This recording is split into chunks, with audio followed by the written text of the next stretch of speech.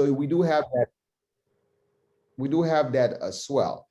So moving along. So for all of our students, what I recommend for them is for them to go on our website on the prospective students page and started learning more about Macaulay to bring them up to snuff in terms of deadline dates, which I'll cover very quickly. But having that information helps you tremendously.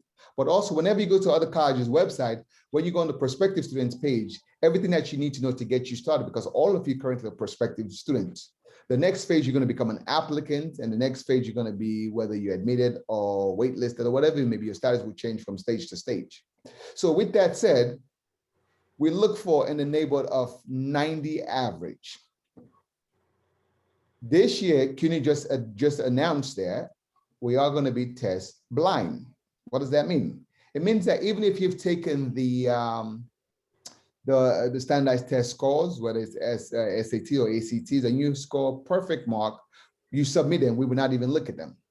On the flip side of things, every student will measure with the same yardstick in the sense that the holistic approach will be a much so in-depth, and everyone will be given the same consideration. The application goes live September 1st. We changed it recently to November 16th, just to put it out there, November 16th. And all of you here are DOE students, you complete the application, you put in your OSIS number. This will allow us for us to extract your transcript on the DOE website.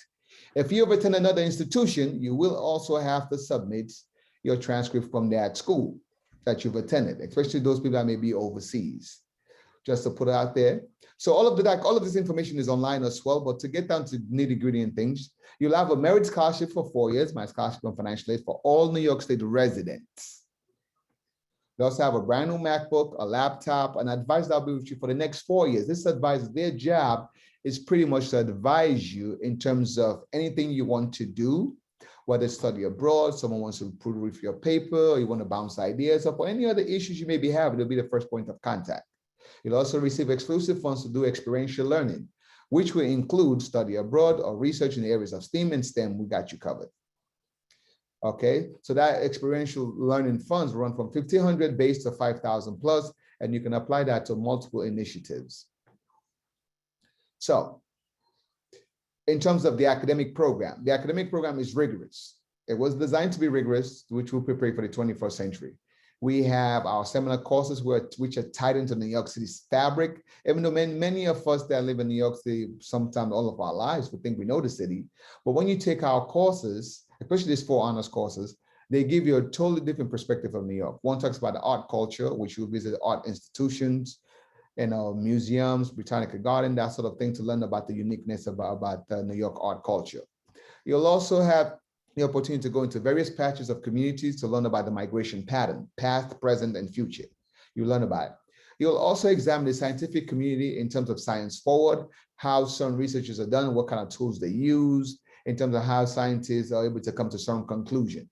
Last but not least, which is something that is close to my heart, not my favorite, but close to my heart, especially with this epidemic that we're sort of kind of on our way out of it slowly. We have the policy course, which is the shaping of New York City, which is a policy pretty much you see with COVID-19 alone, the mayor, the governor, they can't even get on the same page. So all these policies you learn about and how New York is governed in terms of moving from one stage to the other. So you have that. So just to try to bring it closely so I can open up the question. What are some of the things that make Macaulay unique? Well, Macaulay, 80% of our students have graduated debt-free.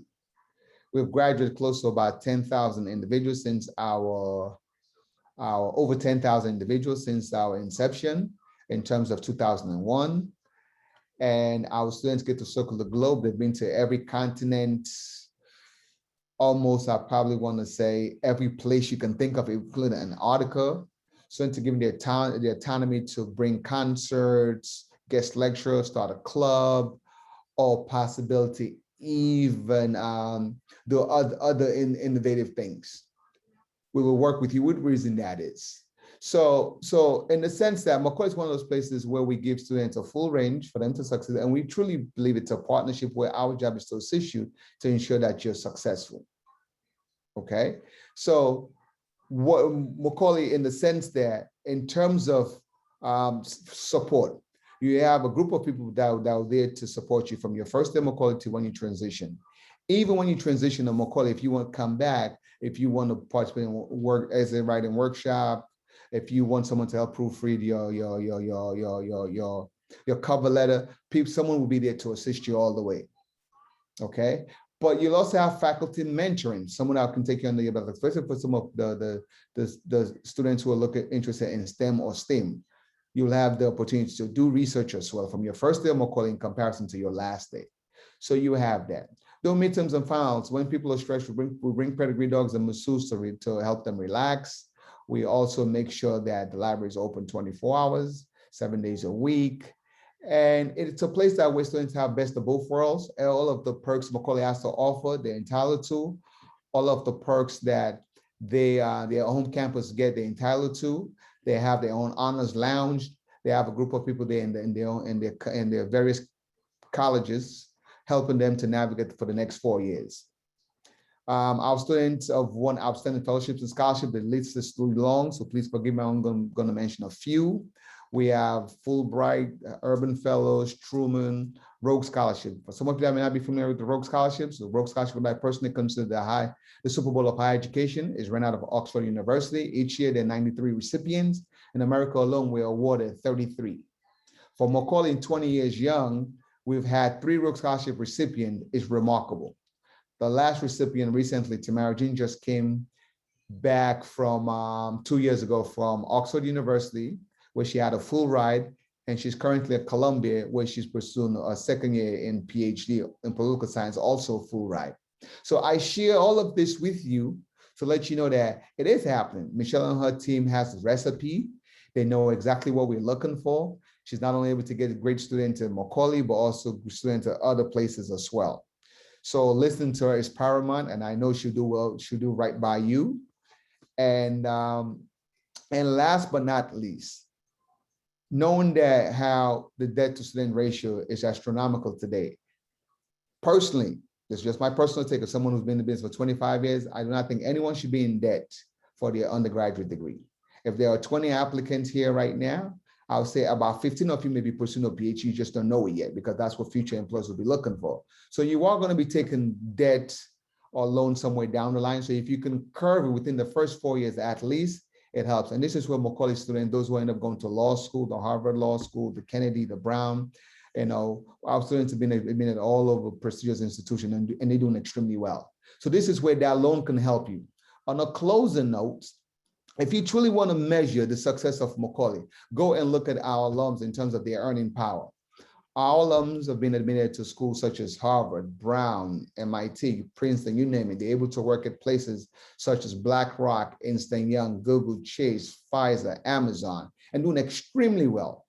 So just to put it out there, it's a very, very good school for you to consider.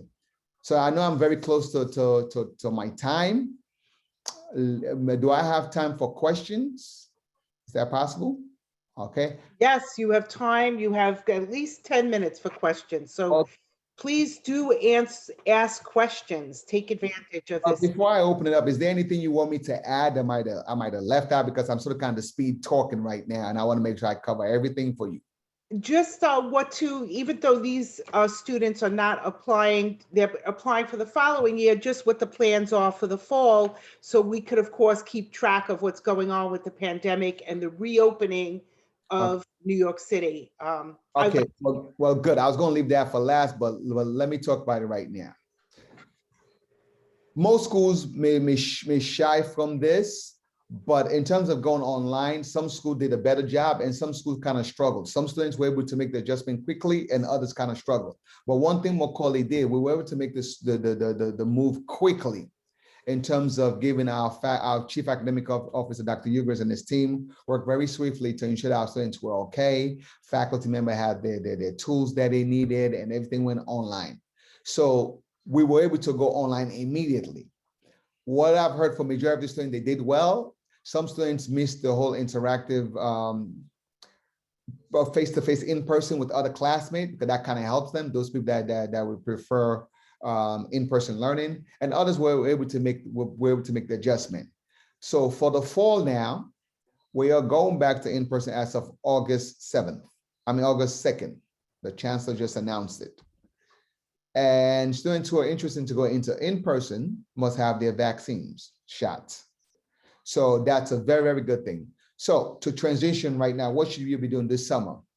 Info sessions, open house. I give tons of information in terms of what are some of the things you can do to prepare. I bring lots of guest speakers for students to come and listen to, students that are closer to their age, people that have gone through the process a year ago or two, that can give you very well critical but sound advice as well that you can incorporate into your own journey that will help you to be successful. I recommend you do that. I also have open houses, which are all online right now. You also participate in that, where I have a robust panel will come and talk. They give a breadth of information, do that. But schools that are open up as well. I know 17, 12 and upward can get a shot. If you've gotten your shot already, you feel comfortable, go take a look at the campus because some campuses are starting to open up again. But also if you're unable to do that or you have not gotten your shot or whatever the reason may be, go online. You have to be proactive and you have to do comprehensive research. To all of my young people, choosing a college like your taste buds, everyone else around you, including your own parents, all serving in an advisory capacity. No one can tell you the best school for you except for you after you've completed your comprehensive research. Okay, what does that mean? It means that go to the school's website, get yourself a small book, document some of the things that you've seen, the pros and cons, and eventually when it comes time to apply, you'll be able to at least eliminate all of the schools that does not resonate to you. And the ones that resonate to you, you rank them by your preference and apply to them. So college's website, like my essay prompts will be up shortly. Michelle, just let you know. We finally got to the committee where the faculty sort of kind of approved it. So we'll be putting it up soon. So the prompts will be up as well. We also made a change with that. Right after giving you 4 prompts, you have 2. This year you get 1, you have to write 1 essay and you can submit 1 of your own choosing, but wait for the language to come out fully so you can follow the rules and regulations. That should be posted up shortly on our website in the next couple of days or so. So that you can do, but also those other colleges that you may be interested in, also start making contact with some of those individuals at those schools. Directors like myself and others and their teams will be happy to meet you, will be happy to talk to you, will be happy to give you advice. Okay, so just record it. It's always a good thing when you meet a person who's well prepared. It's a very, very good thing. So before you meet with those individuals, make sure you educate yourself so the conversation can move from the basement to the penthouse and ask any questions you can find online that actually turn off admissions professional, because that's the reason why we have the website. Well, parent, on the flip side of things, most students do not do comprehensive research. Most students don't go to the college's website, and when they go to ask one question, Google, does Macaulay have sports? They get the answer and they move on. That's not comprehensive research. Comprehensive research is that you spend time to fully understand what the college is looking for, or what are some of the steps you need to take to ensure your solely objective is to separate yourself from your counterpart and to showcase your academic achievements and your professional accomplishment, why you should be selected over the others. I'm not sure if some of you may be aware of that, but that is what all of you, your objective is right now as of this moment. Questions, concerns? I'm sorry, I also speak very fast. You're fine, you're fine. We had a couple questions that are more general. So the first one is, are there particular SUNY/CUNY campuses that are strong in the performing arts, film, theater, and music? So I guess, like, I think you, obviously you're from CUNY and from Macaulay. So yeah. I don't know if you want to speak to that in so far as the context of Macaulay. Yes, it goes back to what I said earlier, but let me go into in-depth. We have a website at Macaulay. The thing with our website, okay, something I'm really, really proud of, which I pushed for and I finally got, we have a search engine that when you go, if you type in Macaulay, it comes up, you type in majors, the search engine will drop. If you were to type in film program, it gives you all of the schools that offer film programs from all 8 campuses. You type in accounting, it gives you all of the schools that offer accounting. So this can help you for you to sort of know the schools which programs that they offer. the offering. So this can help you closely. But just to put it out there, Hunter College has some kind of a film program or videography program. Brooklyn has a good program, a BFA program, which is great. City as well. So if you're looking more in the performing area, I'm in Hunter, Brooklyn, I think even Queens. So you're in a very, very good place. But once again, do not get married to any institutions right now till after you've completed your comprehensive research. And you probably hear me saying the same words over and over, comprehensive research. Mommy, daddy, this is where you can help your sons and your daughters. They're quick to say, I'm going to go to this school, but they really don't know much about the school or the school's criteria, what the school is looking for. They should be able to get married to those institutions after they've done the research, comprehensive research, and they feel comfortable to say, based on the research that I've done, this is the best school for me. Great, great. Question. So which CUNY campus will be good for pre-med? So again, you've already kind of answered that. So let's go down. Well, let's answer that quickly. Pre-med is not a major. Pre-med is not a major. Pre-med is an advisory program where someone will sit with you and advise you in terms of the courses you need to take to be proficient. When you go to law or when you go to medical school, after you take your MCAT and you score whether it's 400 or more, whatsoever they're looking for, and you got it, then you can go and specialize in a certain area. So for instance, you can study biology, anatomy and physiology, and all those areas, whatever you want to specialize in. When you go up to medical school, it's when you sort of kind of fine tune in terms of which area of discipline you want to get into. I've known people who are education major and they take pre-med courses and end up applying to medical school. So it all depends, okay? So just for it to be known. Very good, very good. Great answer. Because I think sometimes people think of pre-med as a major and don't realize that it's it's an advisory program. This is an advisory program, yes. Okay, so can you please describe with more details the application requirements and the type/profile of students you are looking for? Okay. Well, I'm going to give you a Cliff Note version. I hope you don't mind because that's an all-day conversation. So someone like me, who's also a committee member, policymaker, Macaulay, I help to push some of those policies because I'm sort of your advocate. I advocate for all of you.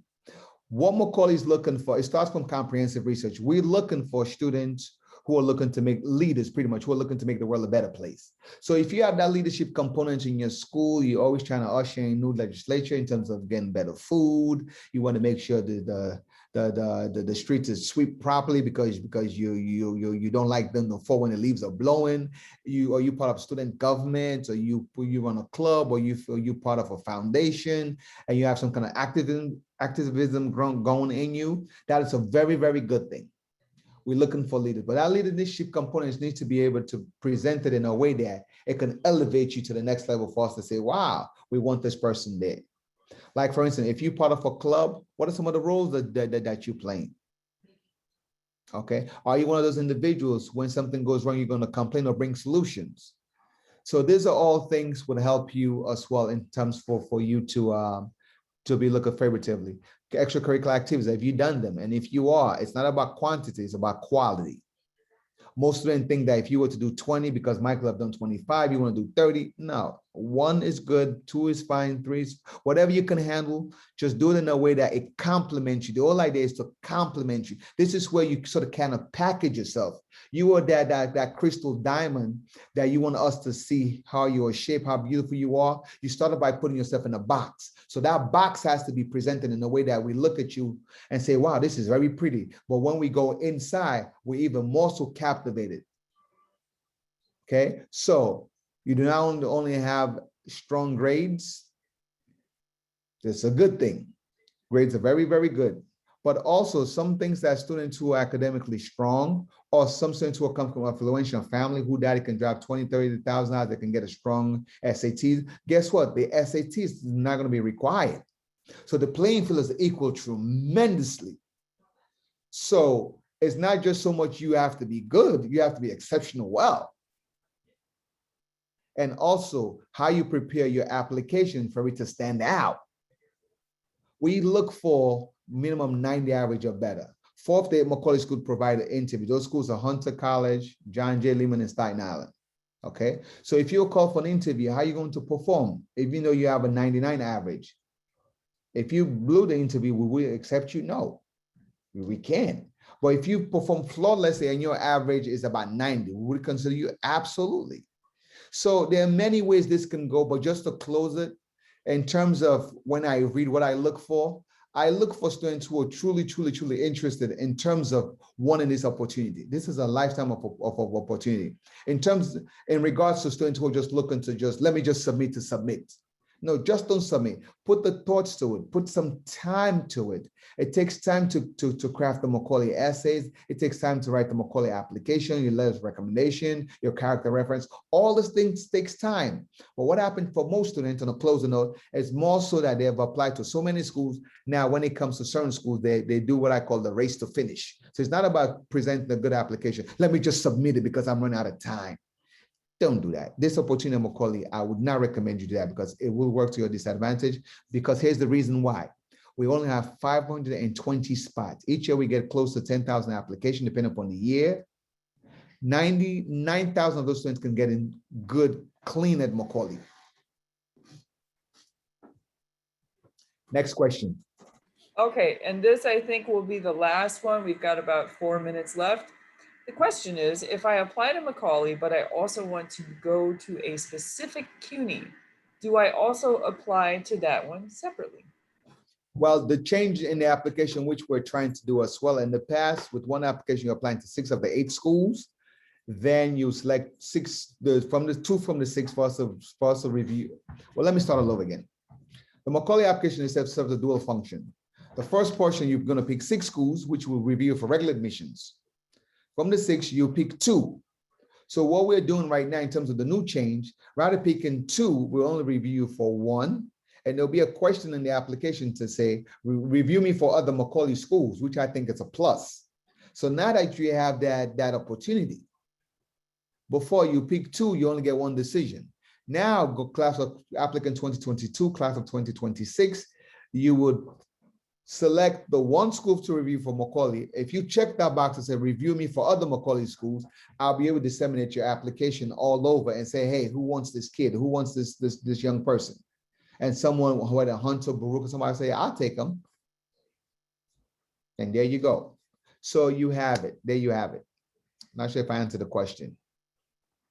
Okay, all right. I believe you did. Yeah. And thank you very much. Okay. Mr. Olivarov. So before I run up, just a closing statement, if I may, something very, very quick.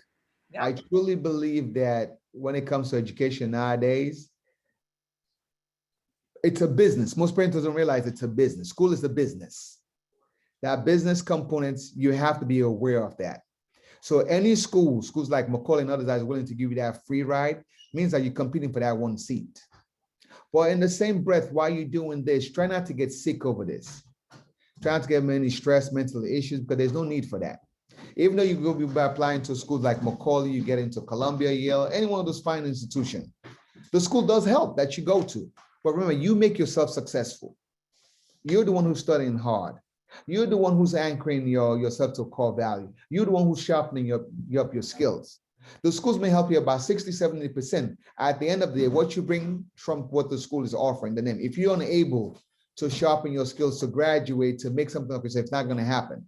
Enjoy the process. And I know most young people have a hard time with this. It's very competitive. You're stressed. No, enjoy the process. Most of the young people that I work with, they do their best work when they're having fun.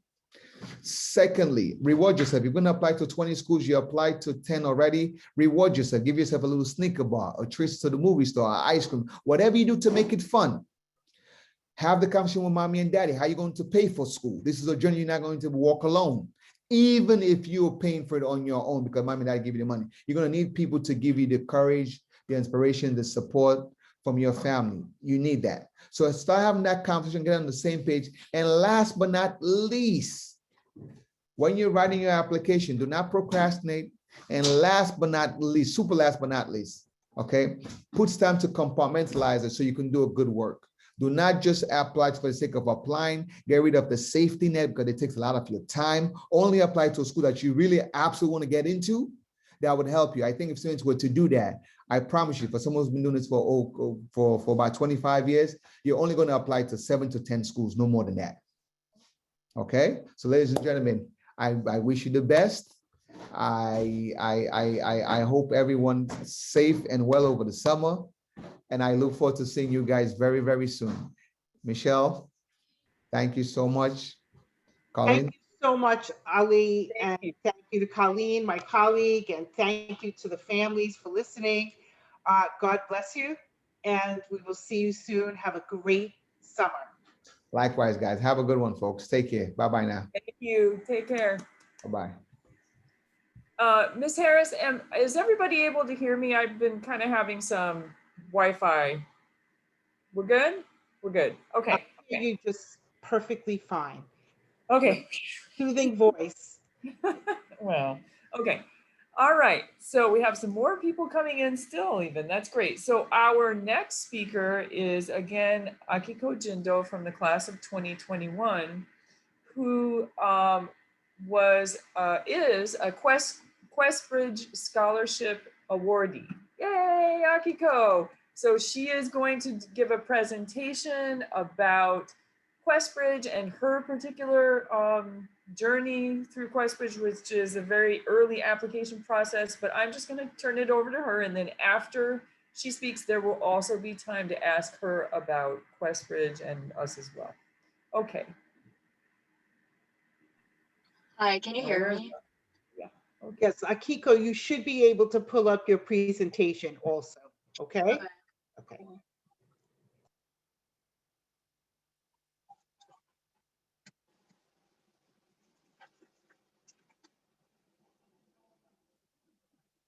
Okay. So I'm here to maybe I should introduce myself first. So, hi, I'm Akiko Jindo. I'm a graduating senior. This year I got accepted through Questbridge to Williams College, which is a liberal arts school.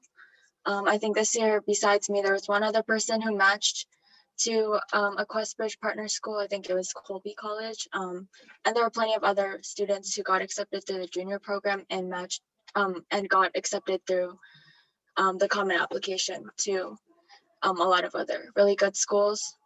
So basically, Questbridge is basically a different platform to apply to college through, like the common application and coalition and things like that. So I guess I'll just give an overview and pros and cons, timeline, things like that. So a general overview. So the official process is called the National College Match, and Questbridge awards many FGLI, first generation / or low income students who are academically high achieving and involved in their communities with a 4-year full ride scholarship to Questbridge has up to 44 partner schools right now, and they're all very prestigious. They consist of Ivies and top liberal arts colleges, and there is a list that comes up later on. The award consists of zero parental contribution or loans. Students may have to contribute a little bit through work study, but there is no monetary contribution for any of the schools, and everything is free: tuition, room and board, travel expenses. And it's a college that awards you with the money, but Questbridge is the one that partners you with that college to guarantee that you don't have to pay anything. So qualifications.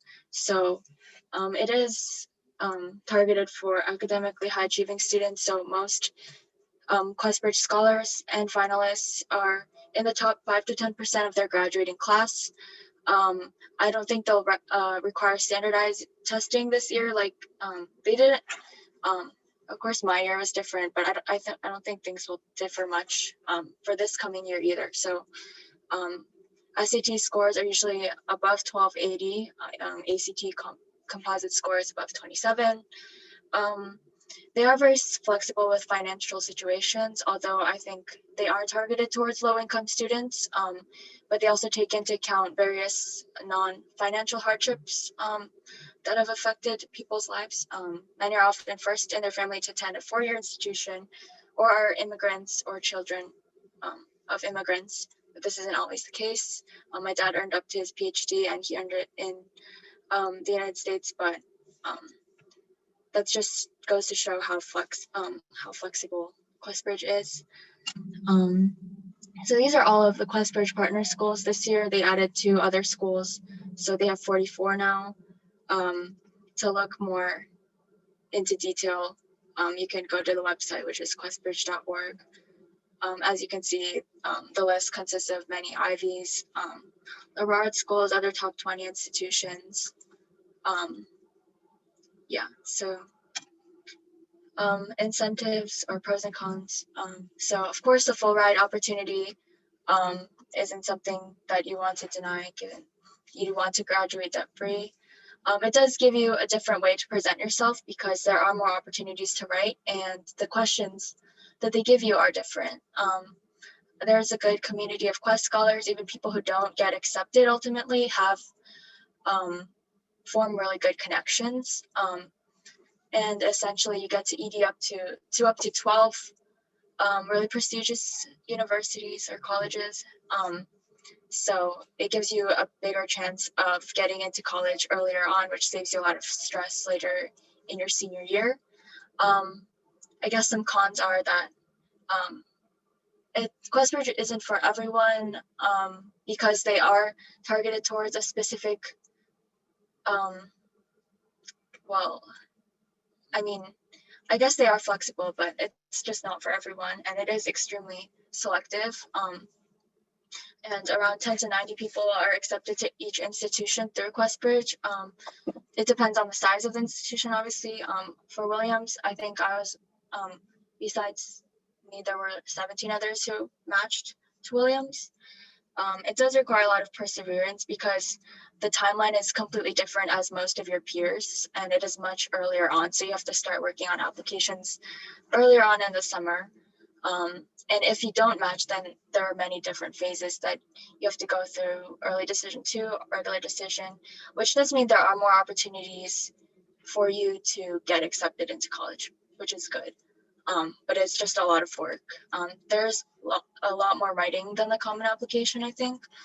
And sometimes people even end up having to do the common app and the QuestBridge, but that's not for the match. That's like beyond the match. And it is binding. I think all of the schools are binding except for MIT.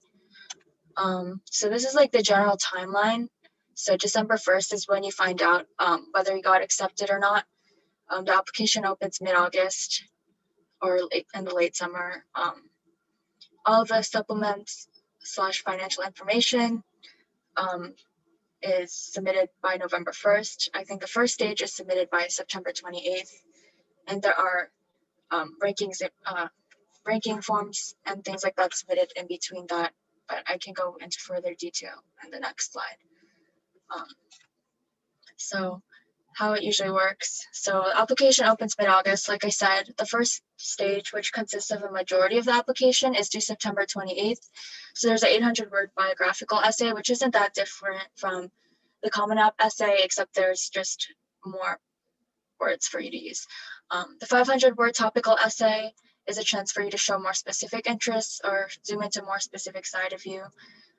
For my year, they required 2 teacher recommendations. I've heard there might be a character recommendation this year, which I think is just a non-teacher recommendation. Standardized testing is also submitted, reported by then, which will most likely be optional this year, but most people who take standardized testing report it if they are confident in their scores. There are 2 200-word short answers and a series of 34-word short answers, in addition to like basic biographical and financial information regarding your household.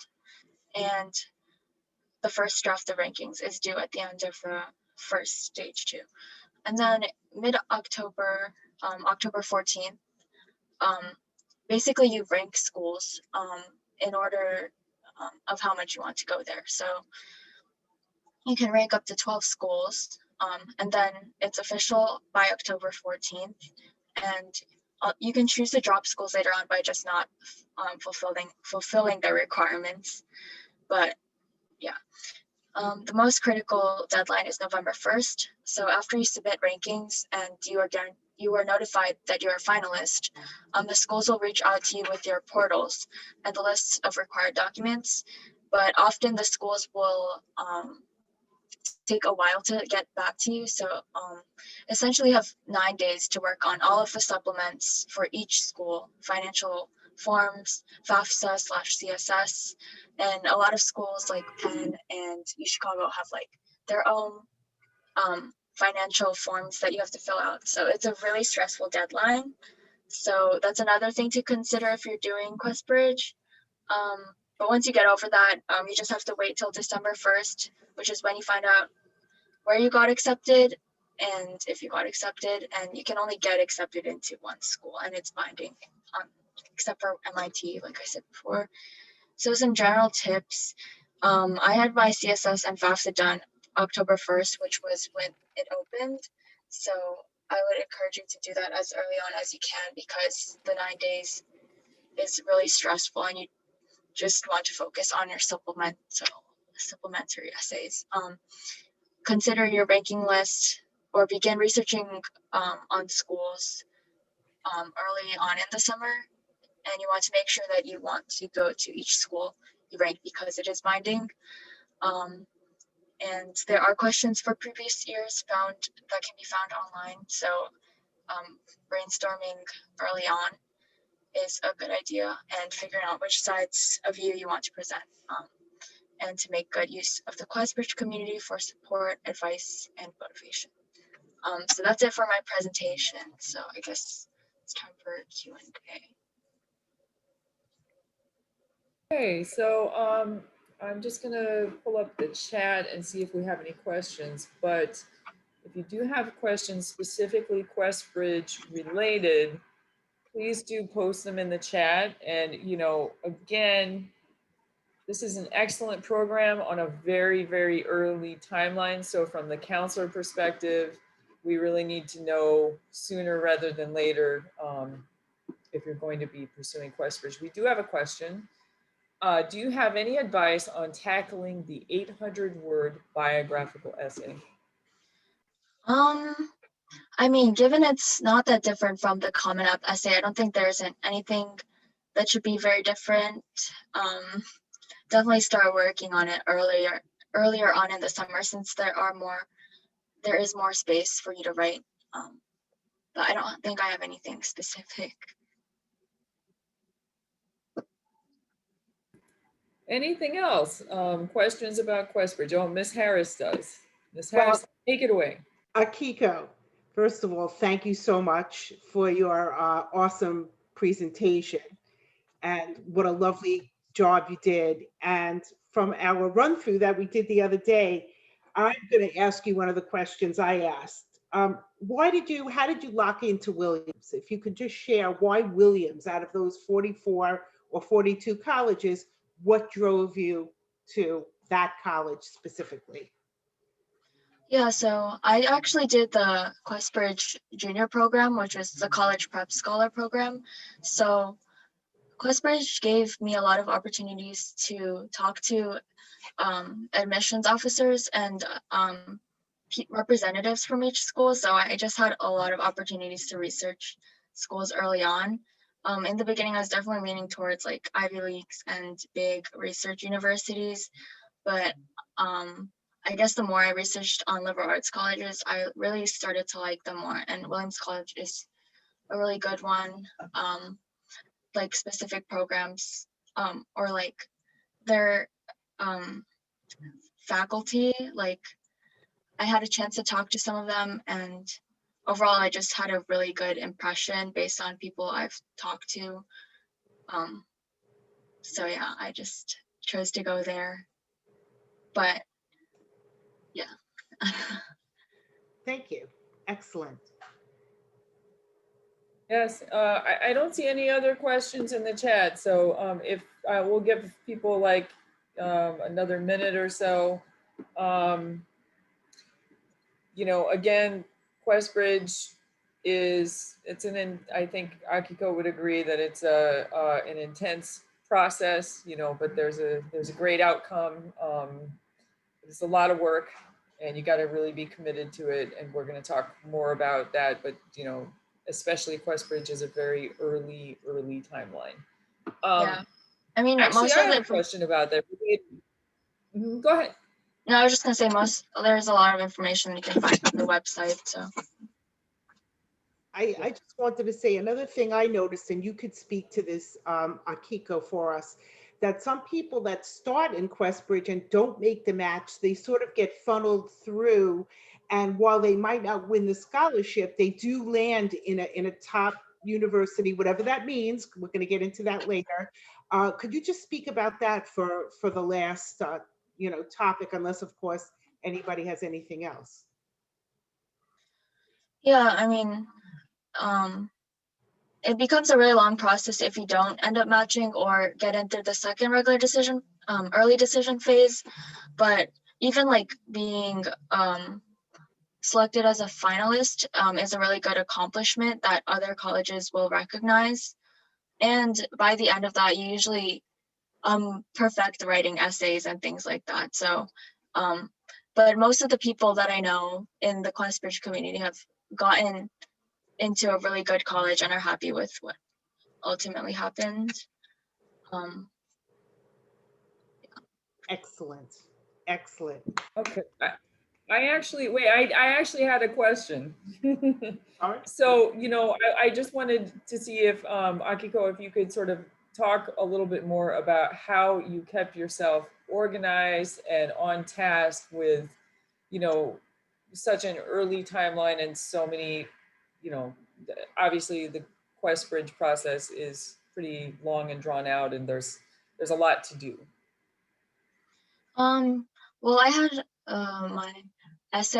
my biographical essay done, or I started it like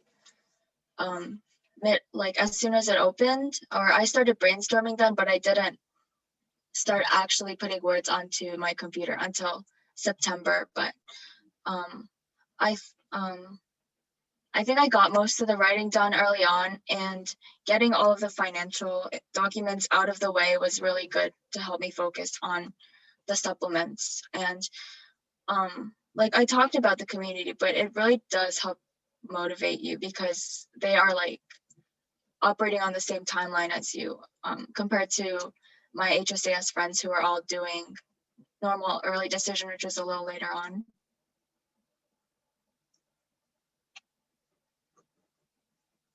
Great, thank you. All right, I think we should give a little applause to Akiko.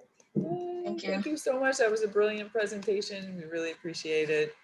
All right, we are actually going to move on, and I need to change my view. Hold on a second, because I am going to speak about the posse.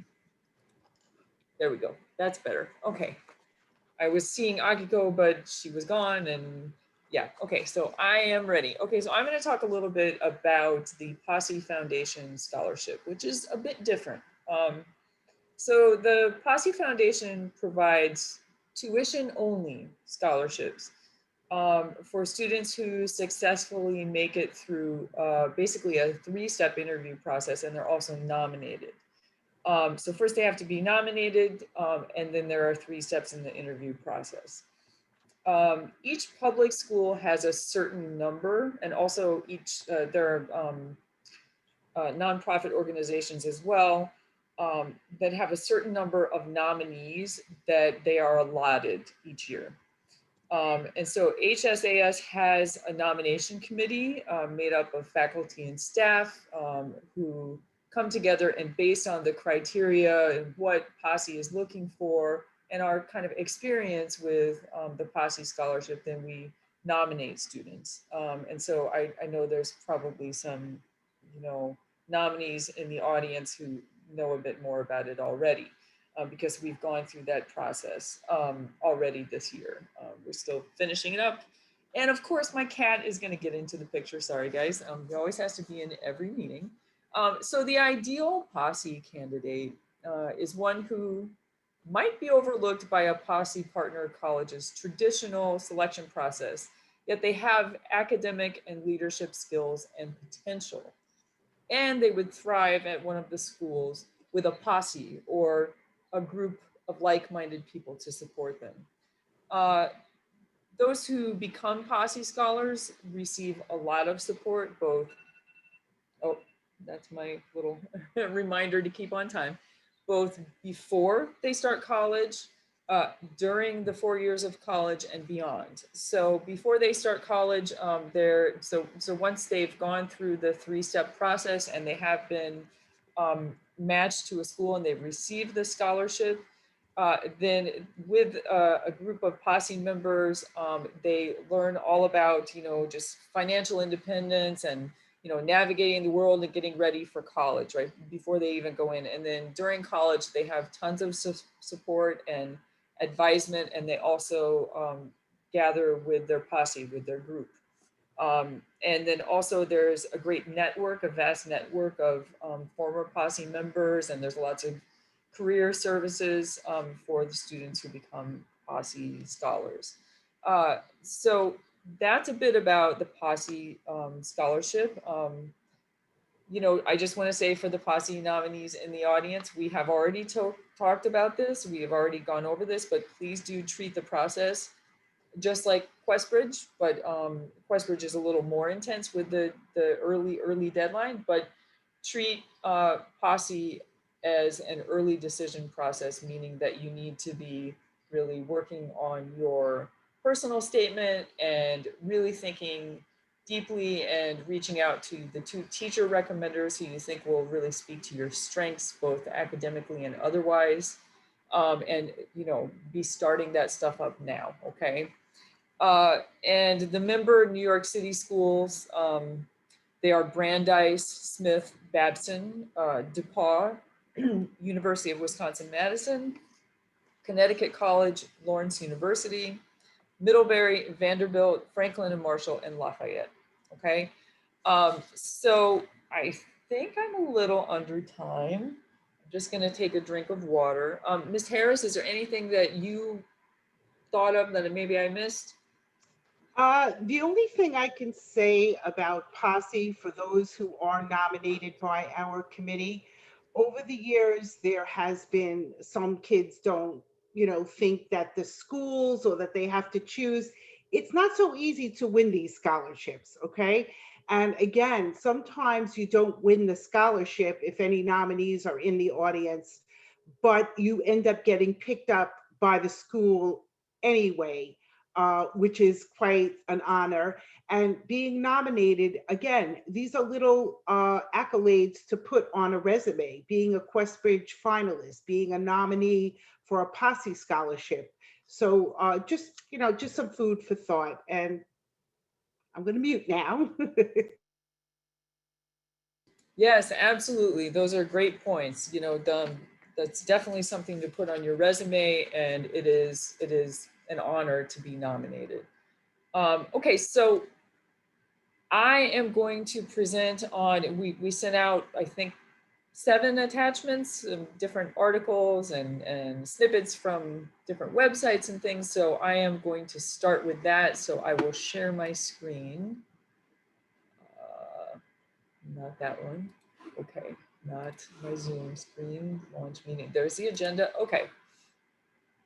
So I'm just going to give you kind of the nuggets of information, just kind of the snapshot of each of these articles. We send this out to you to just kind of read, mull over, and file in the back of your mind. And there may be certain things that from this evening that you definitely want to save, or you want to go to the websites that are related to where we got the information. But the first one here is tips for college admission for the class of 2022. It goes without saying that this has been an unusual year, and that COVID-19 has really shaken up the entire world, changed a lot of things, and it has absolutely changed the admissions landscape. So some snippets from this article. Basically, this college advisor is talking about what has changed and advice going forward. First, and foremost, I'm sure everyone has heard about how the majority really of colleges went test optional. The vast majority of colleges and universities went test optional last year. And then this year, many of them are continuing to be test optional. So we talked about test optional, and also Ali Kamara talked about test blind. You know, the names can kind of give away what it means. Optional means you can submit your SAT or ACT scores, but you do not have to. You can make that choice, right? Test blind means they won't take it. So in essence, the advice that this person is giving, and kind of what we have been saying in the college office as well, is that, you know, it's important to take the SAT or the ACT, of course, when safe, and things are opening up and it's getting much safer. And I think also the writer brings up a great point. No more than twice. Okay, so a lot of times our students are very focused on test taking, and you know, they want to keep going back at it and trying to boost up that score. And really, there are a lot of studies that have shown that anything beyond the 2 tests is really kind of diminishing returns. So you're putting a lot into the tests, and you're not necessarily getting that much out of it after the first 2 sittings of the test. Okay. And the most important thing is really to choose very carefully when and where to report your scores, okay? So as a rule of thumb, the sort of higher tier, the selective and highly selective schools, the more selective a school gets, the higher the score is needed, right? Study what scores each school requires before deciding to submit, okay? So for those schools that you know, maybe your score is not quite there, you know, you can then use that test optional option. That's what it's that's not what it's there for, but how it can be used to your advantage. High school curriculum and grades as a outcome of COVID-19 have taken on even more importance. So colleges are really going to be taking a look at how rigorous your courses are. What AP offerings did we have, and which of those did you take advantage of? Please do not take this to mean that you should take absolutely every single AP course that's offered at High School of American Studies. We would never recommend that in our junior meetings. We don't recommend that, but we're recommending that you challenge yourself, right? So for example, I'm terrible at math. I would never take calculus. That would be academic suicide, okay? So don't do something like that just to put it on your transcript and then it ends up bringing down your grade point average, but do challenge yourself. Letters of recommendation as well are going to be very important. And I think she gets into some interesting things here where she's talking about, here's the letters of recommendation area. You know, so for teacher letters of recommendation, you know, it's important to really choose your recommenders wisely and not only think about how the teacher can speak to you academically, but maybe if you had a teacher who was an advisor for a club that you were involved in and you got close to them that way, or you did a lot more interaction in the classroom, or you know, they were also a coach for you and they can speak to you in different aspects, your character as well as your academics, that's going to be best, okay? And then of course we counselors write your counselor recommendation where we give like a very holistic view. Activities, I think Ali Kamara said it perfectly. Colleges are not looking for quantity. You can't stress that enough, but quality. Sustained effort, leadership, not just a bunch of titles, but like, what have you gotten from that and how have you changed as a result of the activities that you're involved in, and what do those activities you're involved in say about you as a person, okay? And also just note, I think there's a great example here about, you know, this, about how admissions is really unpredictable, and there's a parent who had twins and one got into one school and one got into the other school, and they were like, well, it's like a lottery, we don't know, you know? You can't predict the outcome, and you cannot predict the outcome from year to year. We can take a look at the statistics and make some kind of educated guesses about, like, you know, certain things, but we can't be inside the admissions office for a particular year and know exactly what they're looking for that particular incoming class. And that changes from class to class. And also just, we're going to talk about this more. Ms. Harris is going to talk about it. Please, please, please look beyond the sort of, I call them the name brand schools, right? The selective and highly selective schools. There are a lot of great education options out there. There are a lot of great schools out there, and sometimes students really limit themselves. And oftentimes you will, go on. I've talked about this with many adults in my life,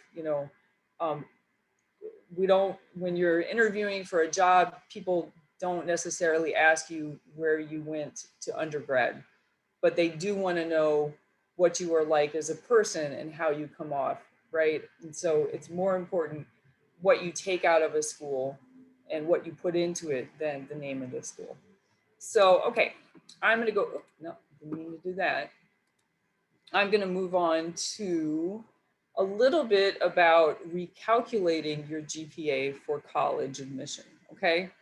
So many colleges, I'm just going to touch on a few things with this very quickly. Many colleges recalculate your GPA using their own formulas. Sometimes these formulas are shared, they're known, and they're very open about it, and sometimes they're not.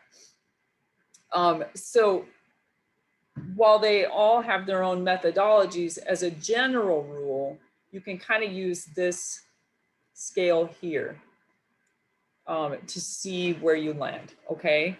So for HSAS students, obviously we're on a 100-point scale with the APs being weighted a bit more. And so this is how they then translate it to a 4.0 scale, which is what all colleges do. And they also use something called GPA boosting methodology. What this means is like for AP courses and honors courses. So for honors courses, they might assign your grade for an honors course plus 0.5, right? And for an AP course that you've taken, plus 1.0. So these are examples of things that they do. And so they use their own methodology to then like make sense of all of the different grading scales they're getting from different areas all over the country and across the world, so that when it's on their desk and they're looking at different applications, they can like kind of equalize them in a way that makes sense, okay? So that's for you to keep in mind. Sorry, my son is in the background. It's dinner time at the Teslick household. Okay, I am going to move on to the next thing. This is a very long, detailed set of statistics. Early decision and regular decision acceptance rate, and you will notice that this is class of 2023 from August 2020, okay? So this is the most updated information that we have. I'm gonna have another drink of water. What I will say about this first, besides saying that, always take note of the date and know that, things take a little while to update, is, take, if this is something that's interesting to you and you want to really compare and contrast, print it out, take a look at it more in depth, or take a look at it more on your computer. It's very, very long. There's many, many pages, but I'll just give you a few highlights. So also this comes from someone, two people named Jenny Kent and Jeff Levy. So you can Google them and wait until August and look up and see what they have updated for August as well, okay? So what the data tells us, it tells us that depending on the school, there are some advantages to applying early decision, but it really, really varies by school. And it's really important to know what those variances are when you are researching schools and when you're thinking about early decision, okay? So just to give you a snapshot of a few things that are in here, I know, there are some students who are interested in Haverford. I always look at the percent of class that are filled from early decision. So, because that gives you a really good sense, right? Because the percent of the class that was filled from early decision then lets you know what was left over for regular decision. So for Haverford, it was 56.2%. And then New York University, NYU, was a whopping 67%. Okay, so it gives you a good sense. And then on the other end of things, there's Bard College up here at the top. Bard, no, got to go up another page. They admitted only 8.3%, okay? And then Northeastern, I've noticed a lot more applications from students to Northeastern.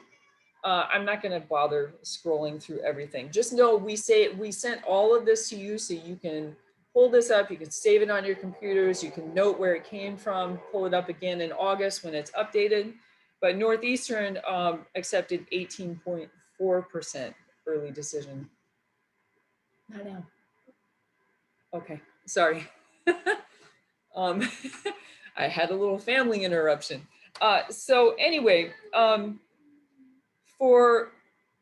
you will also see at the very bottom that there are the very end of this, there are let me get all the way, this many pages, the early, maybe I lost it. You gotta go, Cece. Emmett, hold on one second.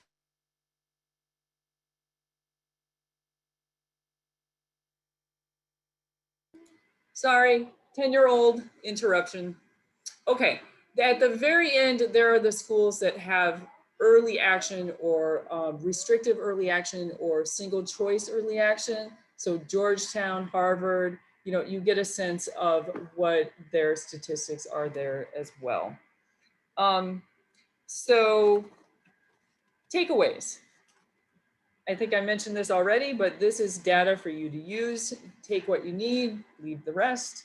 The purpose is really for you to make informed choices. Always remember that ED, the original purpose of ED or early decision, this is the one that's binding just for everyone, because I know we kind of throw out these terms. Early action is the one where you apply early. Typically, things are due by the student by November 1st. Early decision is typically also November 1st. The difference between the two is that early action means it's not binding in the sense that if they accept you, you can wait and see what other schools accept you and compare their financial aid packages. Early decision, you are in a binding agreement. And so if they accept you, you are accepting their acceptance. Okay. Oh, this is my alarm telling me to hurry up. Okay. So just remember that early decision was originally designed for the students to commit to a school that they researched, they visited if possible, and that they just know within their heart of hearts, they love this school, this is the one, this is where they want to be, it has a program they really love, they have fallen in love. That's what early decision is for. And also keep in mind, be savvy, colleges are utilizing early decision to meet their bottom line and secure enrollment, okay?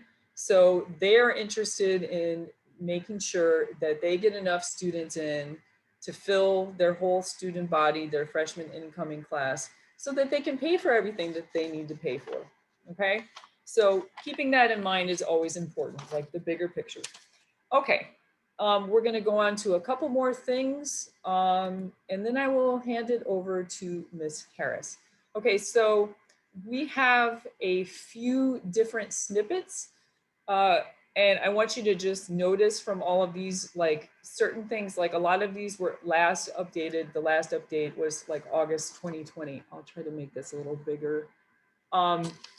And so the first one is about, so most of these are updated August 2020. The last one with waitlist statistics is actually much more recent, March 22nd, 2021.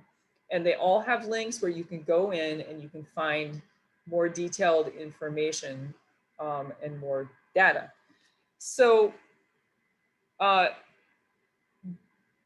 the EA and early action and early decision versus regular decision admissions rates, kind of in a nutshell, what they're saying here is that there are ED and where available EA admission versus RD admission rates to compare via the link. That's very important. Colleges use ED and EA to meet their enrollment targets, and it really depends on the school. It can be to a student's advantage to utilize these and really, again, look at the statistics. This is just one more handout for you to refer to go, mark this on your favorites, bookmark it on your computer and go back and check it. Early decision enrollment. Again, from August 2020, here's the link to get the data. ED rates at some schools are higher, even when accounting for athletes and legacies and things like that. So that's an important thing to note. And again, what I pointed out before from the previous one, where I was saying that I really tend to look at the early decision, the percent of class that was filled from early decision. Again, they're just saying you want to be thinking about, when you're looking at these statistics, if you're interested in a school, what percent of the students from the previous year were admitted early decision, because that lets you know then how much is left over for regular decision, right? It's like, what percentage out of 100, and then you do the math. We always like to talk a bit about transfer admission rates and transferring in general, because students do transfer, they transfer more and more. In a nutshell, again, there's a link to get that data. Some students look to, they go to one school and, but they're looking to transfer to a more prestigious school. And as a general rule, the transfer rates, admission rates tend to be lower at more prestigious schools, more select, let's say highly selective, right? But there are a lot of other schools where the transfer admission rate is going to be a lot higher and a lot different, okay? And finally, the last thing that I want to say before handing it over to Ms. Harris is that as far as like what happened with the wait list this year, with the wait lists in schools as a general rule this year, it was topsy-turvy, upside down, a crazy year. What happened, the trend was that a lot of students decided to throw their proverbial hat in the ring, so to speak, because they didn't need to submit test scores. And I think students were also just kind of nervous. And they applied to, I think, the Common App, according to the Common App, students applied to about 11% more. There were 11% more applications this year than in previous years. And so what happened is that admissions rates went lower, and wait lists that used to move a little bit more really kind of were at a standstill. And we'll really have to see and follow the trends. It's very important to follow the trends. And when we send you emails with things about, different articles and trends that we are following, that you take a look at those as well. We'll send them out via Naviance, as we always do. And so that's, I think I touched on everything. And I will hand it over to Ms. Harris. She's going to talk more about statistics and something called college yield, and kind of talk about the whole bigger picture. Okay, thank you.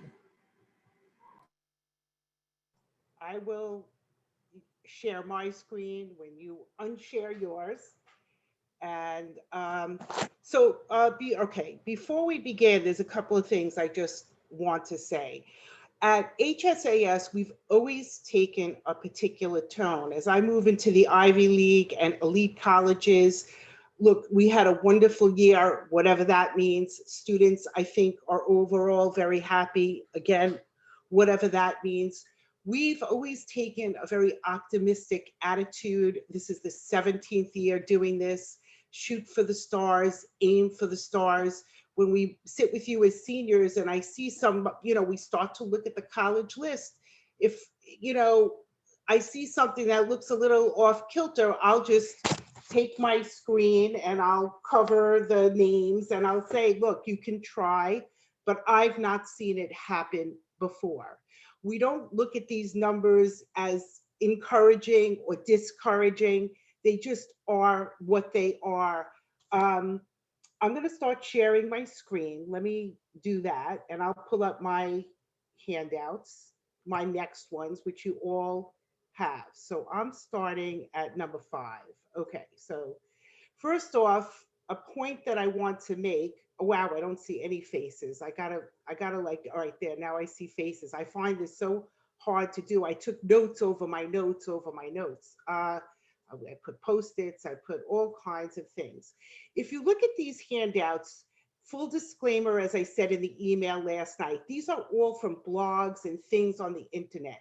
Our job as guidance counselors is to scour the internet and just synthesize information for you. You've heard me say that before. These are all websites you can visit. These are all handouts that you have. We're going to pay attention to the dates. And we'll just take it from there. Again, it's not to encourage or discourage. It just is what it is. So obviously the 2021 cycle, there are many, it's interesting because I've been doing this web presentation for many years in a row now. I went back and I printed out all the printouts from last year. And then I went to the same websites. I've added things, I've dropped things over the years, and a lot of information is incomplete. Everything is running behind.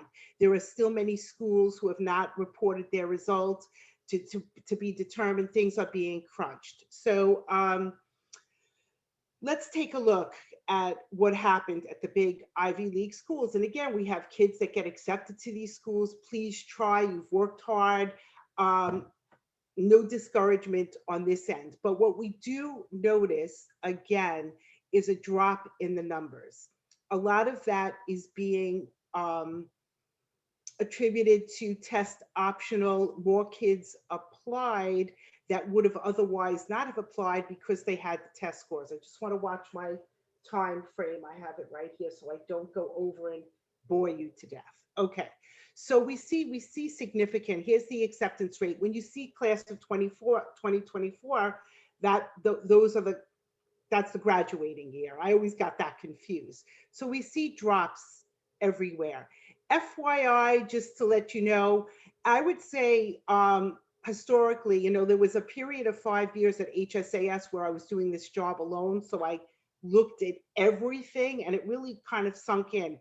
For some reason, Dartmouth tends to be the Ivy League. And again, it's the smallest Ivy League that is applied to the least. I don't know why. I visited it. I love that part of our country. I don't know why students tend to be attracted to other colleges, but that's just an FYI if I looked it up on Naviance. So, but what we can clearly see is a drop in the acceptance rates. And the colleges, I've gone to tons of webinars, Ms. Tessick has gone to tons of webinars, all attributed to this surge in applications of the test optionals. So what did we see? And again, when I compared this exact handout to last year's, some colleges haven't even posted anything. So again, this is the 4th year. Brown has seen an increase.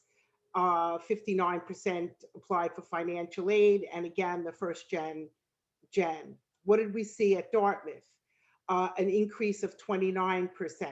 I thought this was interesting. The children of Dartmouth alumni represent 15% of admitted students. That was the same as last year's. This whole notion of legacy admissions, I have heard in the years of doing this, yes, it matters. No, it doesn't matter. Yes, it matters. I've never seen anything flip as much as that. What happened at Harvard? It seems they get the most applications out of all the Ivy Leagues from what I see.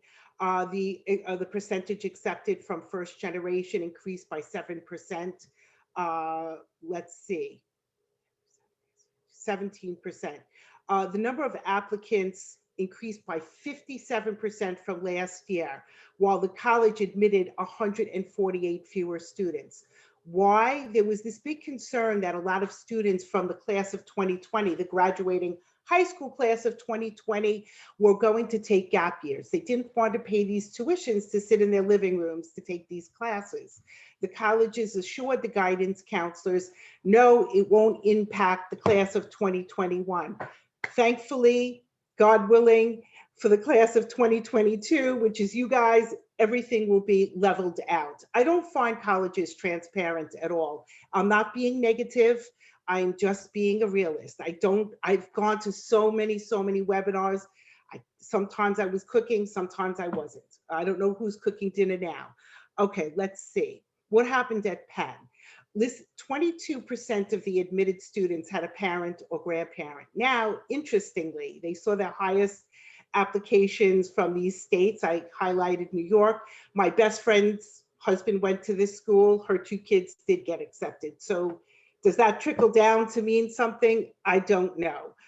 We happen to always have a student or 2 each year that get accepted to this particular college, I would say, out of the Ivy League schools. What happened at Yale? This was kind of interesting. 50%, and I said this in the meeting the other day when we went over our college booklet. Well, you know, Ivy League colleges are different, but 50% were deferred, and then 38 of those 50% were denied. I'm not a big fan of deferral, especially because if you get denied, it's like getting denied twice from the same college. I think sometimes with early decision, well, Yale is restrictive early action, but sometimes when they just when they deny you in the early round, it's over and you move on. I mean, this double denying is not for me. Okay, so let's see what happened. 30% increase at Yale, 72% Questbridge. So Questbridge is a pipeline to get lower income first generation students. We've always had Questbridge winners. We've been working with that program for many years. So what happened at other highly selective? And again, aim for the stars, go apply to these colleges, but let's look at the numbers for what they are. What do we see again? 23 to 24, again, everything, the acceptance rates, and this is what's published now. I guess Johns Hopkins is still crunching the numbers. And, you know, some are not dramatically different. They're hovering around the same range.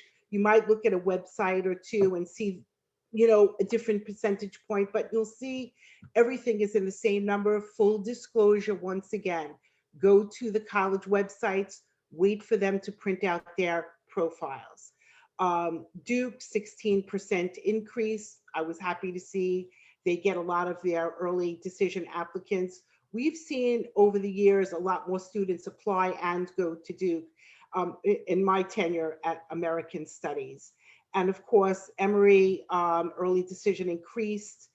They're up about 43%. So this was important to me because these are trends that have nothing to do with the pandemic, and some do have something to do with the pandemic. And everybody can read into numbers very differently. And again, all these schools use Questbridge as a vehicle to get students who are academically talented. I have never personally, in my years at American Studies, see anybody below a 90 get accepted to Questbridge. It doesn't mean it doesn't happen. I have not seen it. Let's see, Georgetown. Georgetown was very transparent. I made a note here, looking for the number from more colleges. They had a 19% increase. The school, the Georgetown College, which is where most of our kids apply, they put it out here, 7.34 of the applicants who did not submit test scores were admitted. I want to see this number from other colleges. They're telling us that, you know, we would test optional. I've gone on all these webinars and I've asked the colleges, I have to see myself talk now for a second. I've asked them, well, did you take the students that sent in the test and put them in one pile, and then take the students that didn't put the test and put them in a second pile, and then choose from the 2 piles? Oh, no. We didn't do that. We didn't do that. Everybody was given a fair shake, and we're not seeing enough of this number. We stand by our students submitting a test. Again, we don't want to see the incessant test taking we did in the past. It's not necessary, as Ms. Teslick said. Let's see. Johns Hopkins, again, an increase in early applications. This early thing started about 5 years ago, 6 years ago. This is when we started the meeting. FYI, I had Mr. Mansdorf as a guest speaker one year. That was quite interesting. Okay, Rice, we don't get a lot of kids applying. Again, their applications are up. They're using QuestBridge as well. University of Virginia. So we see a trend here that every early application is being increased. There's an increase. My personal position, as I said, and it's exactly identical to Ms. Teslick's, when early decision is used as it was designed, and it's not used to game the system or increase chances, or one is not fixated on increasing chances, it seems to work out. Students grow when they don't get into their early decision. And it was weird doing all of this online because I had to have Zooms with kids and talk it over with them. What should I do now? In our HSAS procedures, we said we have our transcript requests are due on December 2nd before they hear from early decision schools, December 15th, because you need a backup plan. You need a backup plan. But again, ED is fine when it's used as it was meant, but when you're fixated on just increasing your chances, it's not a game I would play. Okay, next, yield. Who's going to go to the colleges? This is kind of an important handout too. And again, you can go to all these websites. It is an all-time low acceptance rates. So we want to know, well, who's going? There is, I was talking about this with Ms. Teslick the other day. Colleges used to have a way of knowing, first of all, in the old days, they used to ask you on the applications, these are in the really olden days, where did you apply? Where else did you apply? And then there was a way that they could see it through financial aid forms.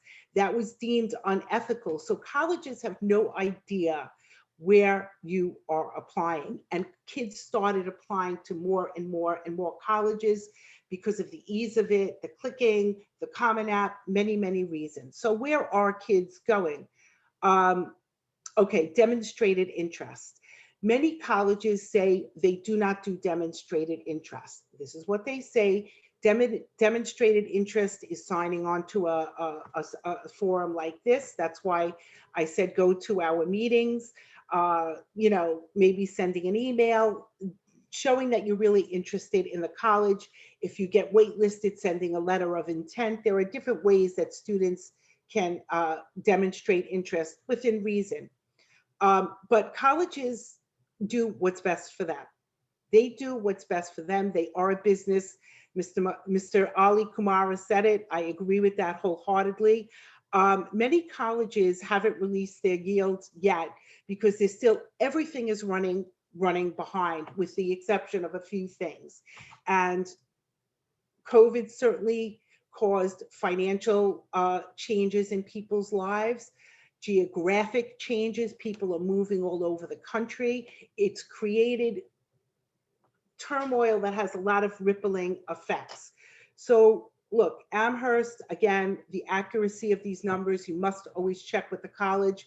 This is all, you don't know the cutting and pasting that goes on to make these handouts, so we can put it all in one place. Look, Bowdoin had a yield rate, that's a college kids go to. Amherst, 42%. How do you read into this number? I read into it that kid that applied to Amherst probably applied to Williams, maybe applied to Swarthmore, maybe, there's different ways to read into those numbers. That kid might have had choices, that kid, that student, that young person. I want to use the right terminology. And then here you look at Harvard. Kids get into Harvard, they go to Harvard. Look, Dartmouth has a 66% yield rate. Maybe that kid that got into Dartmouth got into Princeton. Or some other, I've seen kids choose colleges in ways that you wouldn't always expect it. NYU, very popular. We send a few kids each year. But these yield rates, the way I read the numbers is that students had other choices. Yield is an important metric for families to consider. I'm reading right from the thing because it could help you make your choices. Again, this notion of demonstrated interest, a lot of colleges, very, very not transparent, in my opinion, regarding this issue. And please, class, I don't mean to sound cynical at all, because I'm not. I'm an optimist. I believe in the college process to a degree. And I just feel that there is sometimes a lack of transparency because perhaps there has to be. Okay, so yield rates have declined. Why did they decline? Again, the colleges have no idea where you're applying, how many you're applying to. Now the tests are out of the mix. It's basically, we used to write in our college booklet 8 to 12. Now we write 10 to 14. I've seen kids start out saying that they're going to apply to 25. That would cut down to 19. They don't end up going through with it. You know, it's about 12, 13 colleges, maybe 15. Let's see, here are some first. This is regular. This is not early now. We're not on early. It's been an unusual year with COVID. We said the test optional policies really, it's hard to talk to a specialized high school group where you're testing. This has been, I think, one of my greatest challenges at American Studies for these years is just walking kids off that testing ledge. And we don't promote test optional. I've not seen really, test optional has been around long before COVID, and I've never really seen kids do it. There are some rare cases that would be such a case by case basis. U Chicago, MIT, 2 years ago or last year, I don't remember, we had 2 kids get accepted to that. We had never had anyone accepted. University of Chicago is pretty much a regular, there's always one, two that get into that college. But again, decreases in admit rates. Again, not to be negative, I promise you I'm a positive person with a positive attitude. But again, the applications skyrocketed. The 11% is the published number that keeps coming up with the common application, saw an increase. I was a little shocked by that. Another thing I was shocked at is this Colgate. I mean, we always have kids apply to Colgate, and I don't know why it became so in fashion that there was such an increase. So let's take a look at some regular admissions rates that are being published for the class of the high school graduating class of 2021. And by the way, a lot of kids do not graduate in 4 years. Many kids change majors, many kids transfer schools. Graduation rates are often, HSAS students do graduate in 4 years by and large, but you will always see 4 to 6 year graduation rates. So let's see some, again, you see some drops. Last year, Barnard was 13. This year, it was 10. I mean, Boston University stayed about the same. Brown went down a little bit. Colgate, there was that Colgate. I don't know what happened at that school this year. I'll have to do some investigating. Columbia, we have a lot of students in the years at American Studies whose families work at Columbia in varying capacities. They are very good to their own. When the students do have the stated academic profile, they usually get accepted. That's what I have seen personally. Again, Cornell is still, they have their 7 schools. They are still crunching their numbers. That's a little bit, that's what that little squiggle is about there. But again, we see that the acceptance rates have gone down. It just is what it is. Emory stayed about the same. And again, these numbers can change with wait listing, but we wanted you to take a look at it. And I have like 5 minutes left. So I want to go on to my last handout so we could take your questions. Swarthmore, that's Mr. Weiss's alum. they stayed about the same. They don't like our school. I don't know lately, but maybe, no, I think somebody did get in last year. It's so weird how this stuff works. Again, there's no predictability. And of course, University of Virginia, we always have kids applying there. And you can see the numbers. Some are a little lower. Williams, where Akiko is going. So let's take a look at the my handout that I looked for, dating November 6, 2020. Is university prestige really that important? It took me a number of years to really sift this through my brain. You, class, you have worked so hard. I'm writing these letters, I'm looking at these transcripts. I mean, I'm in tears half the time, how hard you work in school. I would never have gotten into that school. And you want to be educated with students sitting next to you who have worked equally as hard. On that front, I do believe in the prestigious school, whatever that means. Teachers, and I know in this class, because of writing the letters, we have a couple of college professors in this grade that work at various schools. That said, does it really offer any real advantage in life? Are you really going to be in a better place as a human being, as a soul, as a whole person by going to one of these schools? Well, this stuff is studies too, and this is one of my things. It's not where you go to college, but how you go to college. I'm gonna give my mantras at the end if I didn't lose them on my desk here. Okay, I have 4 mantras for the end. Okay, let's see. Where it's not where you go, obviously. All right, this is a very provocative statement. This guy Bruni, he's written a couple of books.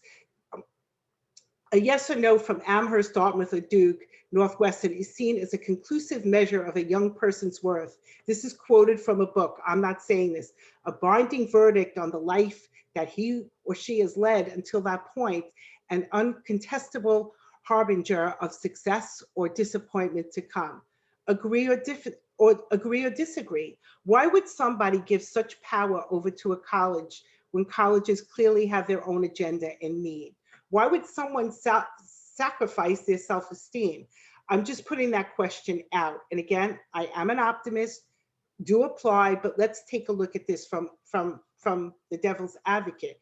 Research shows it's less about which college you go to when it comes to success and happiness. We all know individuals in our lives who are proof of this statement. And deep down, I think we all know this is true. My husband, right there, who I love dearly, he went to, like many Long Island people, he went to Nassau Community College. He went to Buffalo State, was going to be a teacher in the 70s. There were no teaching jobs, thankfully, and his life took a total shift.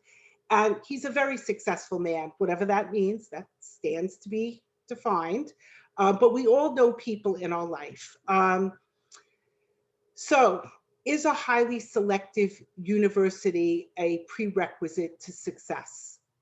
What do you think? Again, it's something to live with, but reports indicate that it is mentorship, and we've been working very hard at American Studies, if only your teachers would let us have you more, to do some really good career counseling.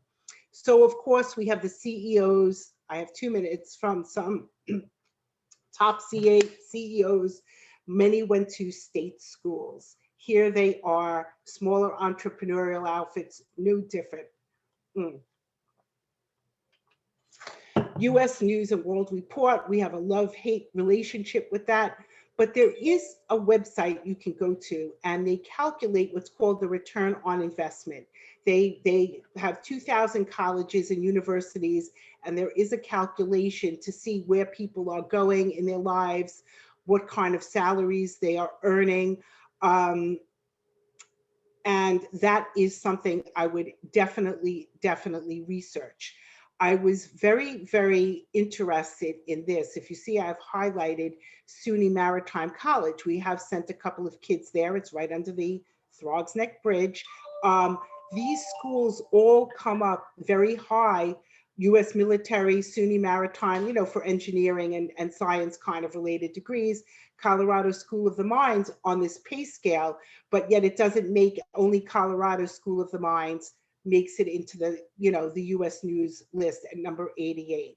The highest Ivy League on the pay scale on that calculation was Princeton. Let's see, I had another note. What matters more? What's more important, school's prestige?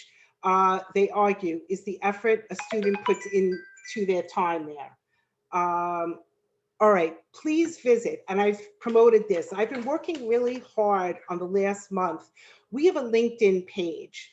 I told the students the other day, I do not do social media, but one of our HSAS alumni really came to the school and said, we must have an alumni page. If you find me on LinkedIn, I can invite you in, and some kids that night did it. You could then look up our students and not only see where they went to college, you can see what kind of jobs they have, because that's the type of stuff people put on their LinkedIn pages. So I really do suggest, I really see now, even though I don't even know how LinkedIn works, it is a tool for that. Okay, I'm a little bit over. Again, meaningful career advice. Who? Still many parents remain, and this is provocative, I am not saying this, this is just in an article, remain convinced that getting into a top tier school is essential to their children's success in life, especially on the career front. Agree or disagree? That's all I'm saying. We had that college bribery scandal. Wow, that was really intense. I followed that like a soap opera. That was just pretty interesting. Okay. Um, Perception and the actual working world. When adults are asked how important a college is, 80% will say it's very important, whereas when polls were directed towards business leaders, 54% said it was not very important or important at all. The bottom line is, it is you. It is you. It is all about you. It's always been about you. Just like Dorothy and her glass slippers, she always was able to get home. My mantras, repetition is the key to learning. Ms. Teslick has picked up on that. Not about getting into college, it's about being in college. They need you more than you need them. Please, students, do not forget that. The college needs you more than you need them. You will be fine wherever you go, and be very careful not to give your power over. So that is our presentation. And we do have a question in the chat, and Ms. Teslick is a better moderator. So please, Ms. Teslick, please moderate. Oh, really? Thank you for listening, everybody. So yes, thank you, Ms. Harris. That was great. Over. Sorry. Do we have any? Oh wait, no, that's the wrong one. Okay, so we've been told in parent meetings when the kids were accepted that all HSAS classes are honors classes. Is that true in terms of how colleges calculate our students' GPAs? Would you like me to take that? Yeah. Okay. Yes, at HSAS, we have a curriculum, honors AP college classes. Once you're in 10th grade, at the end of, that's when the weighting starts coming again, not in the grade itself, but in the overall GPA. What colleges do with your transcript, especially those self-reporting colleges, they could unweight it, they could weight it more, they can do it, but every class is honors. Those are not weighted. The AP courses are weighted. I don't know, let me see, is it true in terms of how colleges, again, that's going to be dependent. And back to handout number, the one with the, that's a question that we've been trying to really train our students to ask. Colleges, again, it's about transparency. There's nothing wrong. Do you recalculate GPAs? Some colleges are interested in the big five: math, English, science, social studies, and foreign language. It's no discredit to art, music, and other things or electives, but every college does it different. What they'll tell you, that's another story. Okay. I wanted to add in something as well, that like, when we were talking before about how they use like their own systems, right? They, as I mentioned before, like they have to do that because they're getting these different transcripts from everywhere, and they need to make sense of all of them and level them out, right? So another way that they do that is every school has a school profile, and that lets them know, you know, what courses students take, whether they're honors level and whatever. And so they have like a way to understand the transcript before them. And then, you know, it is really dependent upon the school. Each particular school is going to, you know, do it differently. And whether they take the honors level courses and add an extra weight, or whether they take it off and level everyone out and then add an extra weight, you know, they all have their own formulas. And for the next, okay, so someone wrote, I believe HSAS calculates its own GPA with some kind of boost for AP classes. That is true. So do colleges take that at face value, or do they recalculate the GPA? What is the full scale of the GPA? Okay, so they know from our school profile that our AP courses are weighted by 1.1, okay? So again, you know, I kind of answered that with the last question. Do they take it at face value? So they all have their own formula for how they are going to calculate that, right? They might take all the AP courses and everything and just make it like get rid of the weighting and like then give their own boosts, right? And only weight certain things, or however it is. Every school is going to be different. So it's a tough question to answer. And the full scale of the GPA, I don't know, Ms. Harris, I'm kind of blanking on what that question means. I don't know if you have a... The full, what is the full scale? We're on 100-point scale. But Yeah. again, if a student earns a 92 in a class, the 92 doesn't turn into a 95. The calculation, it's a 1 point, you know, a 10% bump to that comes, the computer does it into the overall GPA. The grade they earn is the grade they earn based on the test projects and such. I hope that answers. And there's another question about GPA. Which GPA should, wait, let me make sure I got, okay. Which GPA should students put on the college application? The cumulative one on Naviance at the end of junior year, which I believe is their 3-year weighted GPA question mark. Yes. So that's what goes on the Common App. That is your GPA as of, you know, the time that you are applying. Just to, Yes. as soon as the transcripts are ready, just like we did at the turn of the semester, we will send each student a copy of their transcript, but through that DOE system as juniors, you should be able to get your transcript. But certainly for the seniors, the juniors, you will get a PDF so you can start, like, look, number one, checking for mistakes. Number two, if you want, you know, start filling things out, analyzing, you will get a copy of your transcript as soon as the final grades are in.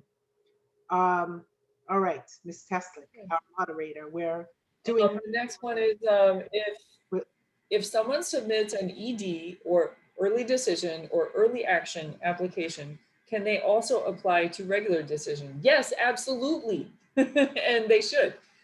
So when you apply early decision, you know, you're only applying to the one school, right? Because it's a binding, it's a commitment to that school. However, there are many students who apply to one school ED, and then they apply to some other schools early action, right?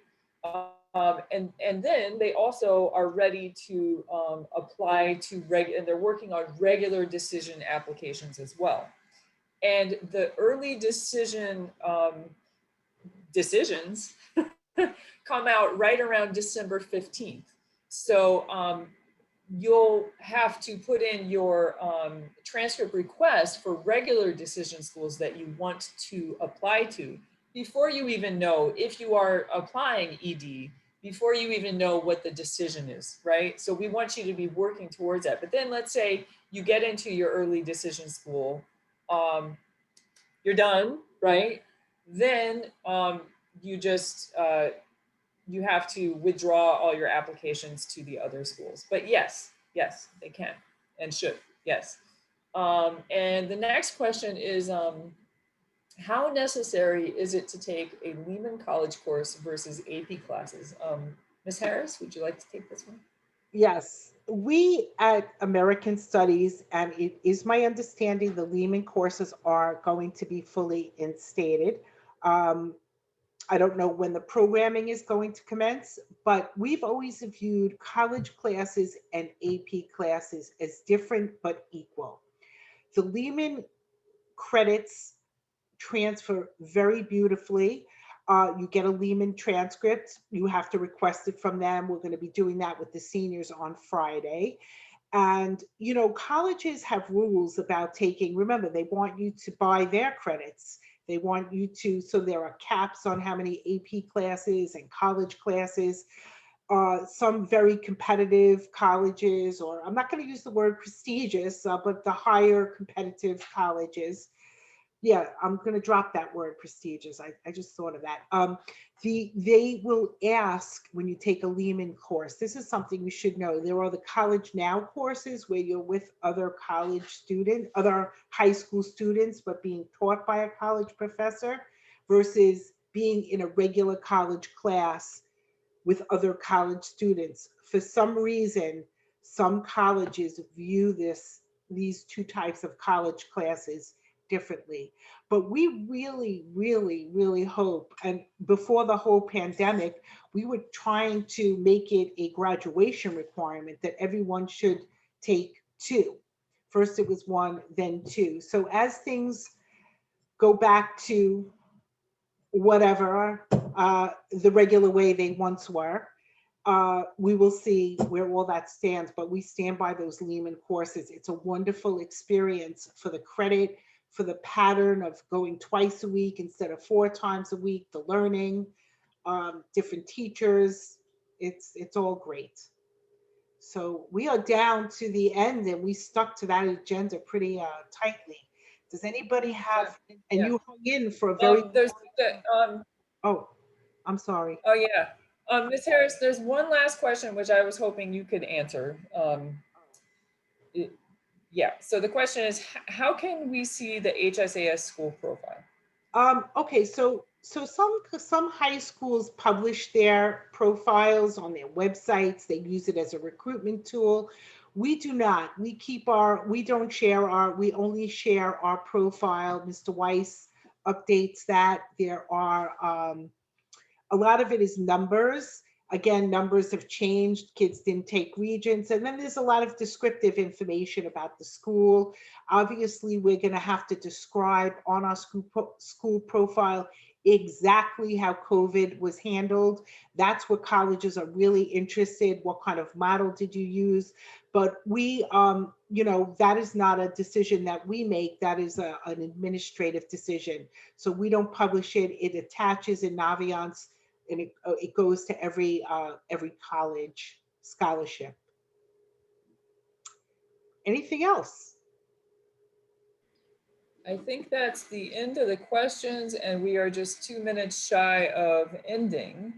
So unless there's not anything else, I think we shall finish. Well, we really thank you for hanging in there. And again, it's all about you, students. You're great. We love you. You've worked hard and only good things will happen. A hard work never goes unrecognized. It's just a thing. Yes. So on that note, Agreed. we will say, have a good night, sweet dreams, and thank you. Thank you, Ms. Teslick, Yes. for Thank you. moderating. Thank you. Thank you, Ms. Harris, as well. Okay. Good night, everybody. Bye, everyone. Have a great night. Thank you, college. Okay. Thank you.